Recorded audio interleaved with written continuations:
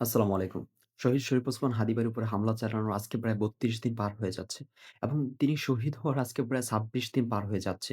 কিন্তু এখনো তাকে যারা হত্যা করেছে সে আসামিদেরকে আইনের আওতায় নিয়ে আসা হচ্ছে না এবং তার হত্যাকারীদের বিচার নিশ্চিত হচ্ছে না। হাদি ভাইয়ের আমাদের কাছে যেই চাওয়াটা ছিল, তার যে শেষ কথাটা ছিল যে তাকে যদি হত্যা করা হয়, সেই হত্যাকারীদের বিচারটা যেন দ্রুত নিশ্চিত করা হয়। কিন্তু আমরা সেই কথাটা রাখতে পারলাম না। আমরা একটা ব্যর্থ জাতি। এটা প্রমাণিত যে আমরা একটা ব্যর্থ জাতি।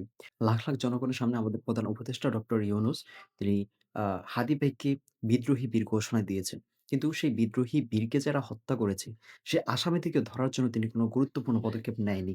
এখনো নিচ্ছেন না। আর কবে নিবে? হয়তোবা নির্বাচনের আগে তিনি আর পদক্ষেপ নিবেন না। নির্বাচিত সরকারের উপরে তিনি এই দায় চাপিয়ে দিবেন। এরকমটা কিছু হবে।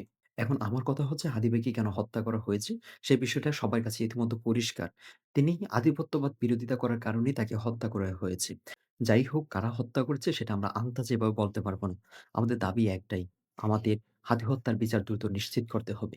আমরা সাধারণ মানুষরা যে যার পেটের তাগিদে থাকি। আর এইজন্য আমরা মূলত হাদি ভাইকে বলে যাই বা হাদি ভাইয়ের বিচারটার জন্য আমরা জোরদার দাবি জানাইতে পারি না বেশি একটা। তাই আমাদের যে রাজনীতিবিদরা আছে তাদের মধ্যে যদি সৎ চিন্তাধারা থেকে থাকে তাহলেই একজন দেশপ্রেমিকের জন্য অবশ্যই আপনাদের বিচার চাওয়া উচিত। আপনারা সবাই হাদি হত্যার বিচারের জন্য আরো জোরদার দাবি জানাবেন। এটা সবার কাছে একটা রিকোয়েস্ট। আমি আমার পক্ষ থেকে হাদি হত্যার বিচার দ্রুত নিশ্চিত চাই। We want justice, justice for Hadi.